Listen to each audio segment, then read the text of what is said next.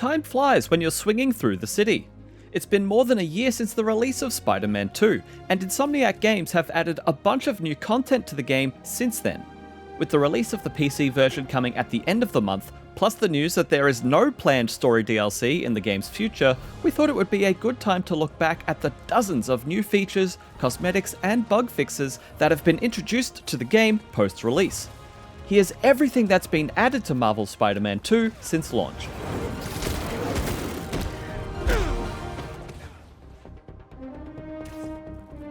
Some of the earliest updates for the game weren't especially large, but they did make important changes. Version 1.001.002 included a few small settings options to tweak, like new vibration and controller speaker settings. They also added an auto-heal feature that players could enable for help with staying alive during combat, as well as a high-contrast perfect parry accessibility setting to assist with combat clarity. The next patch occurred after fans pointed out that Cuban flags were used in and around Miles' apartment, despite the fact that he and his mother are actually Puerto Rican. Insomniac responded to this error swiftly by replacing the Cuban flags with Puerto Rican flags and apologizing for the mistake. I can't believe I just did that. Now, the first big update for the game was 1.002, released in March of 2024, and the headline feature here was New Game Plus. This highly requested feature allowed players to start the game all over again with their endgame save files in order to chase a higher level cap, golden gadget styles, new tech tree unlocks, and new symbiote suit styles. Other features were added to the base game as well, such as mission replay, time of day settings, a new action figure photo mode feature, and new suits. 2 Hellfire Gala suits were added free of charge, while the Gamehead's Fly and Fresh suit pack was added to the PlayStation Store as part of a fundraiser event for $5. Once the fundraiser event finished in April, the pack was delisted before being made free for all to download in October of 2024. The accessibility settings suite, which was already robust at launch, was extensively updated in this patch as well. Audio descriptions were added to provide descriptions of events during cutscenes. Genki motions for them to walk off and Miles trails them. He and Peter give half-hearted waves to one another. As well as a screen reader function that would narrate text from the menus and tutorials of the game. Hold square button, air launch. More features like motion sensor aiming, high contrast outlines, in-world text translations, and numerous quality of life improvements for base game settings were brought in too. Putting all of the 1.002 additions together made this the largest singular update that the game ever received. My suit is sandy in all the wrong places. Might be time for a change. The big feature of June's 1.003 update was more suits.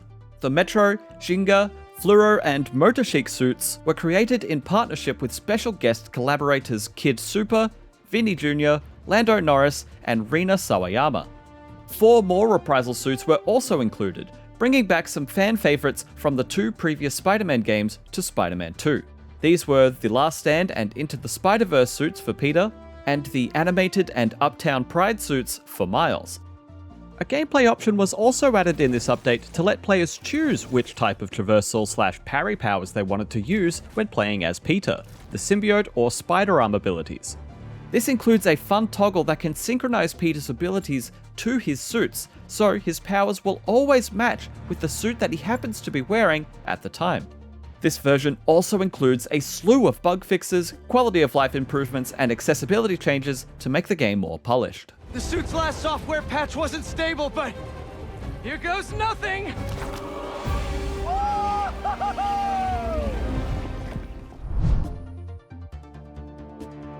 Update 1.004 was released in October of 2024, ahead of the launch of the PlayStation 5 Pro, and this patch focused primarily on adding new graphics settings to the game for the new console, allowing PS5 Pro owners to choose between Performance Pro or Fidelity Pro graphics modes.